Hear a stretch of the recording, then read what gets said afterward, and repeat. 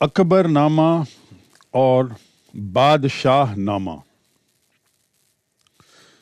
मुगल काल के जो इतिहास की जब बात करते हैं तो उसमें सबसे ज़्यादा प्रसिद्ध, सबसे ज़्यादा महत्वपूर्ण और सबसे ज़्यादा लोगों तक पहुंची हुई जानकारी के बारे में तो अकबरनामा और बादशाहनामा है।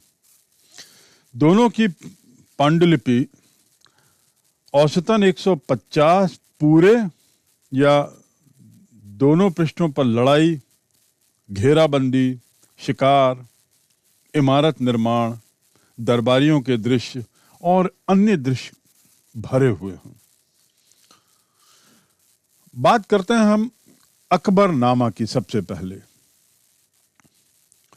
अकबरनामा के जो इतिहासकार थे अबुल फजल, मूलतः जिन्होंने फारसी में यह पुस्तक लिखी, और अकबरनामा का सबसे महत्वपूर्ण चित्रित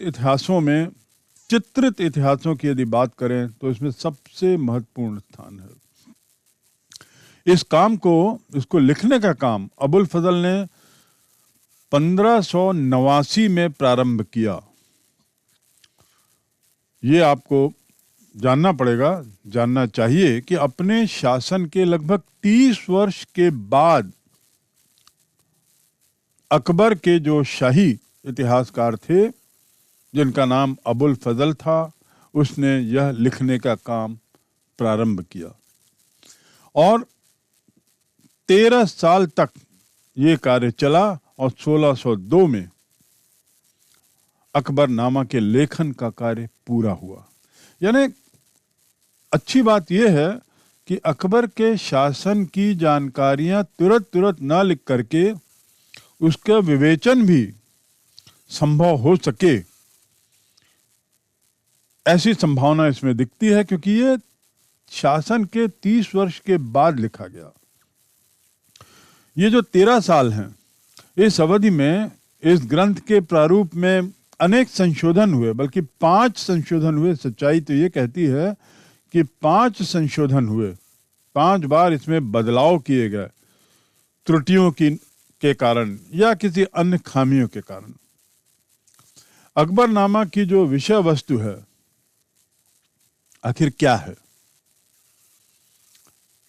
प्रमुख घटनाओं का वास्तविक विवरण, दूसरा शासकीय दस्तावेज, और तीसरा जानकार व्यक्तियों के मौखिक प्रमाण। ये जो सब है, ये वास्तव में एक तरीके से साक्ष्य के रूप में भी काम करते हैं। जानकार व्यक्तियों के मौखिक प्रमाण ये एक तरीके का साक्ष्य भी है। अकबरनामा मूलतः 3 भागों में विभक्त है, जिसे हम 3 जिल्द कह सकते हैं। पहली 2 जिल्दें, पहली 2 भाग इतिहास, और तीसरा जो भाग है वह आईने अकबरी का है। पहले भाग में आदम से लेकर अकबर तक के खगोलीय काल चक्र का मानव जाति के इतिहास का विवरण है, जो लगभग 30 साल का है, 30 वर्षों का। ये पहली जिल्द में है।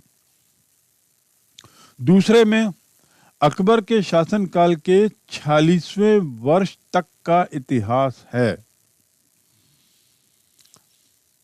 यानी तत्कालीन इतिहास उसमें दिया हुआ है, और ये यहीं पे समाप्त हो जाता है, दूसरा वाला जो है।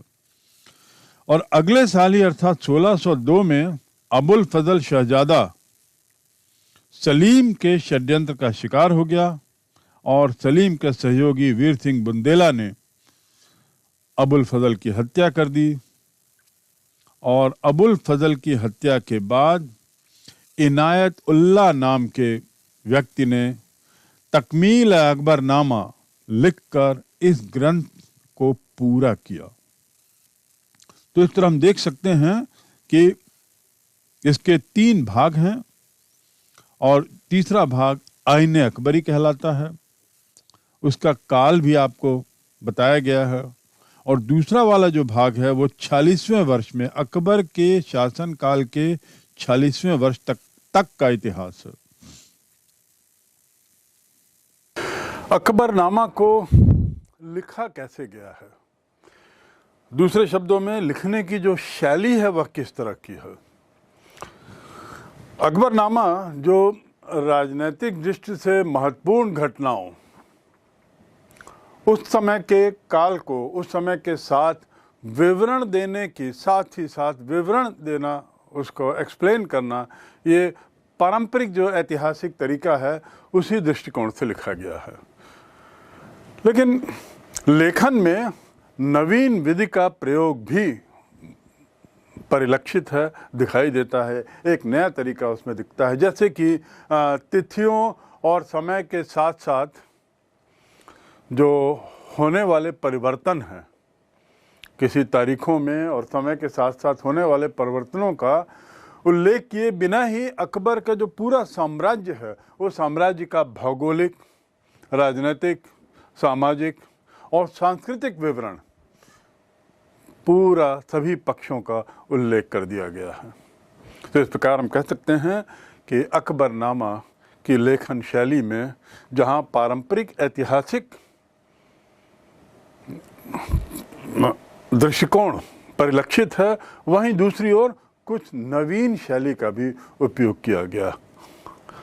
हमें ये याद रखना चाहिए कि आईने अकबरी जो अबुल फजल के द्वारा लिखी गई अकबरनामा का तीसरा जिल्द है या तीसरा दफ्तर कह सकते हैं, उसमें मुग़ल साम्राज्य का प्रस्तुतिकरण भिन्न भिन्न आबादी के साथ, भिन्न भिन्न मिश्रित संस्कृति के साथ अच्छे से दिखाया गया है। उसमें ऐसा साफ दिख रहा है उसकी रचना से, आईने अकबरी से, कि अलग अलग क्षेत्रों में अलग अलग तरह की आबादी बची हुई है। साथ ही उसमें यह भी दिखाई देता है कि कैसे विभिन्न संस्कृतियों का सम्मिश्रण हो रहा है, एक दूसरे के साथ विकसित हो रही हैं, एक दूसरे के साथ बढ़ते हुए एक मिश्रित संस्कृति सामने आ रही है। यह आईने अकबरी से स्पष्ट दृष्टिगोचर है। इसमें हिंदू धर्म, जैन अनुयायी, बुद्ध के अनुयायी और मुसलमान, ये सभी लोग साथ साथ बढ़ रहे हैं। ये बड़ा अच्छा सुकून देता है इस आईने अकबरी को पढ़ने के बाद। जहाँ तक कि जो अबुल फजल की लेखन शैली की बात करें तो ये बड़ी अलंकृत है।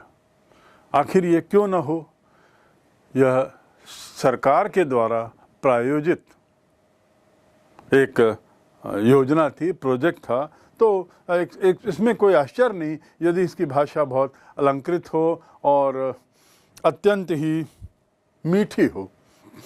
लय और कथन शैली को काफ़ी महत्व दिया गया है, बोलने के तरीके को उसमें काफ़ी महत्व दिया गया है और विस्तृत करने के तरीके को काफ़ी महत्व दिया गया है। और क्योंकि इस भाषा के, इसकी भाषा जो है वो इस तरीके की है कि फ़ारसी में लिखे होने के साथ इसका जोरों से पाठ करना होता था, क्योंकि इसमें जो भी चीज़ें हैं वो दस्तावेज के रूप में हैं, फरमान के रूप में हैं, आदि आदि। तो निश्चित रूप से भाषा शैली, कथन शैली, लय, ये ऐसा है कि ऊंची आवाज़ में इसे पढ़ा जाता था और इसलिए ये आवश्यक था कि एक थोड़ा अलग ढंग की इसकी शैली रहे। और ये जो भारतीय फ़ारसी शैली से हम कह सकते हैं, ये भारतीय फ़ारसी शैली को सम्राट का, तत्कालीन शासन का, उसका भी संरक्षण मिला हुआ था।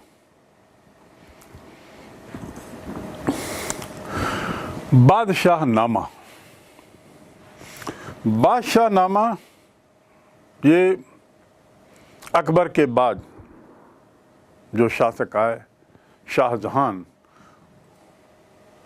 जहांगीर के बाद शाहजहां, उनके द्वारा, उनके काल की रचित पुस्तक है बादशाहनामा।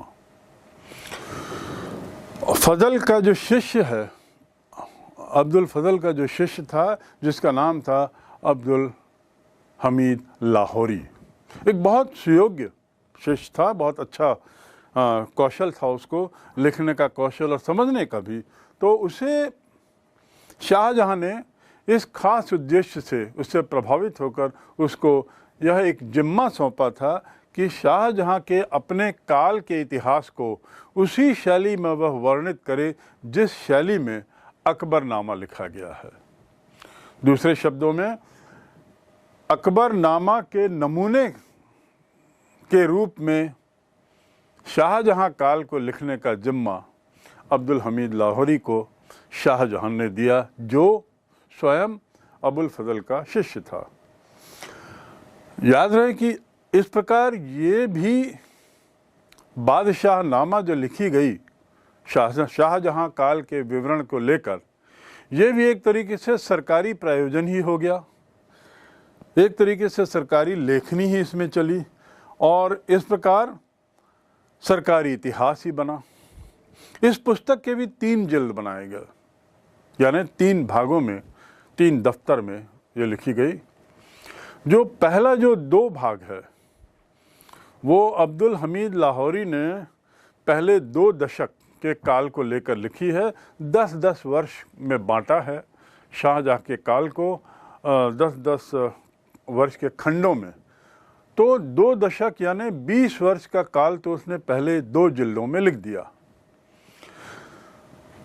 10 वर्ष के इस विवरण को यानी 1627 से 1647 ये तो उसमें मिल गया। दुर्भाग्य से आगे की रचना लाहौरी स्वयं पूर्ण नहीं कर पाया, क्योंकि वह स्वयं ही काफ़ी वृद्ध हो चला था, असमर्थ था। तो शाहजहां ने कालांतर में अपने वजीर सादुल्ला खान को अनुरोध किया और उसके माध्यम से इसका संशोधन भी हुआ। और फिर उसके बाद वृद्धावस्था में जब अब्दुल हमीद लाहौरी स्वयं लिख नहीं पाया तो तीसरे जिल्द को पूर्ण करने का काम मोहम्मद वारिस नाम के व्यक्ति ने किया। तो इस प्रकार हम देखते हैं कि बादशाहनामा जो स्वयं भी अबुल फजल की अकबरनामा जैसी एक सरकारी योजना थी, उसके लिए भी विभिन्न लोगों का सहयोग लिया गया। और जो मूल लेखक थे अब्दुल हमीद लाहौरी, वे स्वयं इसे पूर्ण नहीं कर पाए, तो उसके बाद अन्य लोगों की मदद से शाहजहां के बचे हुए काल को यानी तीसरे दशक को किसी प्रकार इसमें पूरा किया गया।